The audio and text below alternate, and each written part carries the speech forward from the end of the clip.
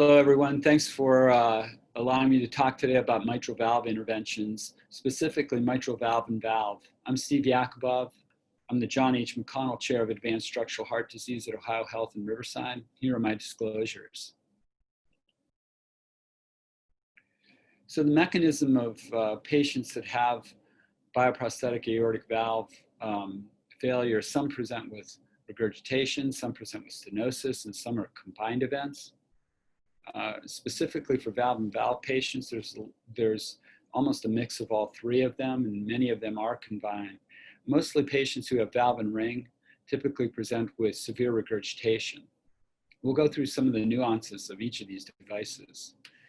The outcomes of valve and ring and valve and MAC are not quite as good as valve and valve, and as we've become better and better at doing these devices, I think the improvements in all three of these are amazing, but the initial clinical data that we've obtained are the valve and valve seems to be a little bit easier. I would agree with that. Valve and ring, we're improving in this tremendously, trying to figure out how to achieve no regurgitation around the valve and ring with the sapien valve. And then valve and MAC still is still a challenge. Again, outcomes are improving with time.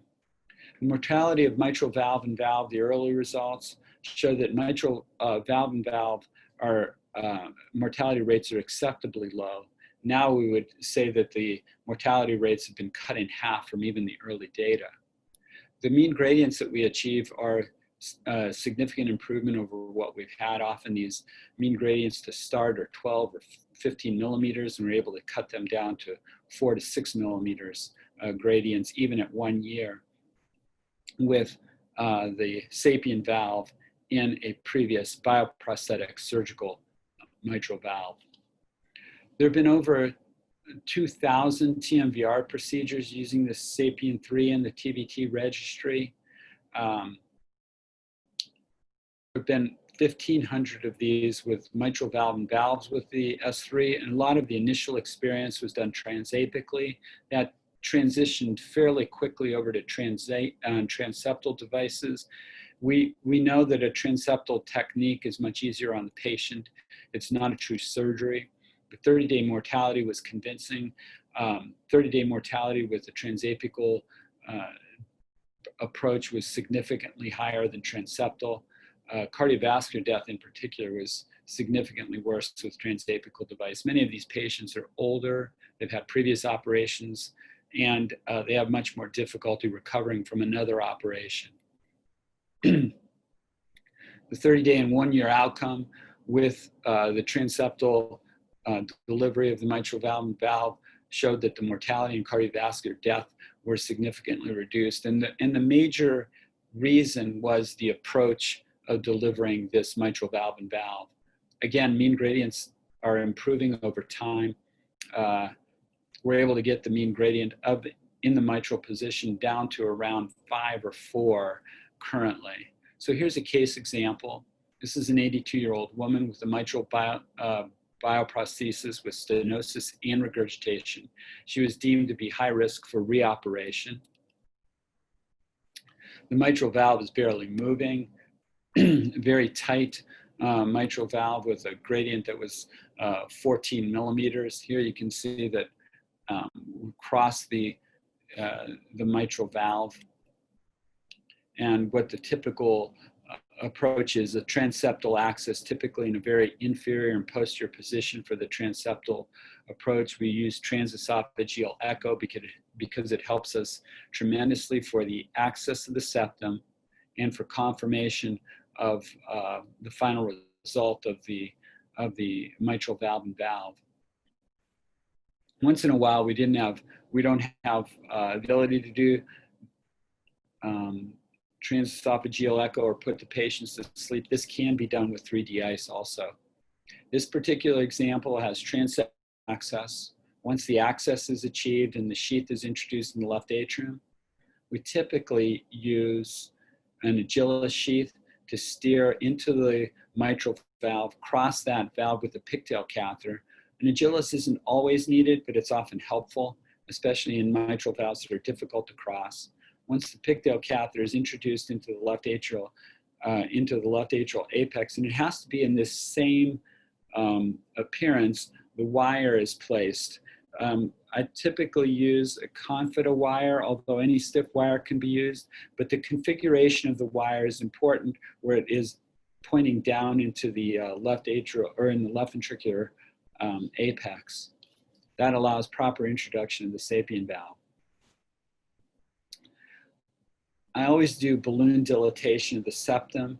At the smallest balloon I would use is a 12, the largest is a 14. This allows the sapien delivery device to be taken across the septum much easier, especially if it's going, if you load the valve in the right atrium. In this particular instance, balloon dilatation was occurred. It's visualized with transesophageal echo guidance. And here you can see that we've loaded the sapien in the right atrium, and we're introducing the sapien valve across the septum. As a guidance for delivery of the device, we like to land this so that the skirt of the sapien valve is aligned with the annular plane of the valve. It's difficult when the surgical valve has no visible markers. Then you depend quite a bit on transesophageal echo guidance and any fluoroscopic markers you could find. We typically do this fluoroscopically in the ariocaudal or in the ariocranial position. This allows the annular plane to be best aligned with the surgical valve. It's easier when there is a visible stent frame. We would be typically almost a millimeter or 2 at the most below the annular surgical valve. Often I do post-dilatation and the valve gets a little bit bigger, so that allows me not to watermelon seat above the valve. It also gives me the most amount of sealing at the annular level so that there is no PVL. Here's an example of the transesophageal echo image of the mitral valve. And here's what it looks like post-delivery of the sapien valve. You can see that there's a significant improvement. There often can be a little bit of paravalvular leak. We'd often do post-dilatation to eliminate any paravalvular leak that we see. It's rare that I would do just the single inflation alone in the mitral position. Here's another example of what we see with the end result of these patients afterwards. It's a very satisfying, easy procedure for the most part.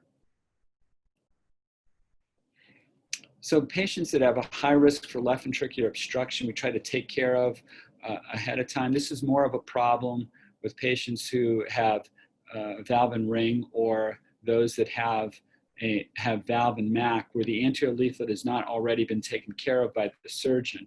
The good thing about a surgical bioprosthesis in the mitral valve is the anterior leaflet has already been usually split by the surgeon, so it doesn't cause LVOT obstruction as well. It's much more common with valve and ring and valve and MAC. The CT scan is essential to measure what the neo-LVOT will be. So we measure the annular dimensions, the landing zone, where the transseptal puncture would be, what our estimate of LVOT obstruction would be. And here's an example of the CT scan for valve and ring ahead of time, or valve and MAC. And we try to get the neo-LVOT to be greater than 200 millimeters squared of an area. I think that's an adequate dimension to prevent significant left ventricular outflow obstruction. Another technique is Lampoon. This is rarely needed in patients with mitral valve and valve, but it is often needed with valve and ring. So here's our case. An 82-year-old woman presents to the hospital with advanced diastolic heart failure, acute diastolic heart failure, and acute pulmonary edema with respiratory failure. She had a bioprosthetic mitral valve placed 8 years ago. The transesophageal echo shows severe mitral regurgitation, and she quickly progressed to cardiogenic shock and was intubated, and a balloon pump was inserted. Here you can see that there's severe mitral regurgitation. It's a failed bioprosthetic valve. The options are medical management, sending her to surgery. Patients in cardiogenic shock going to surgery have a very, very excess mortality. We could do mitral clip in her, but I don't think that's adequate in this particular instance because there was some valve restriction also. And then, of course, transvaginal mitral valve replacement, typically through a transeptal approach rather than a transapical approach, or do nothing. We elected to proceed with placement of, in this particular instance, with the valve and ring with another valve. Here, there's a transvenous septal approach that we use. So balloon dilatation of the septum with a 12 millimeter balloon. Then we deliver the sapien valve through there. You can see that the wire is oriented in the correct location of the apex of the left ventricle.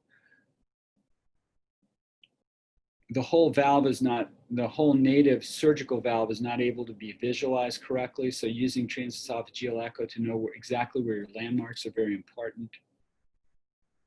And here you can see that sealing was excellent with an excellent result. So the transcatheter mitral valve and valve is preferable to redo mitral surgery and should be the standard of care for these patients with a failed surgical bioprosthesis who have favorable anatomy. Thank you.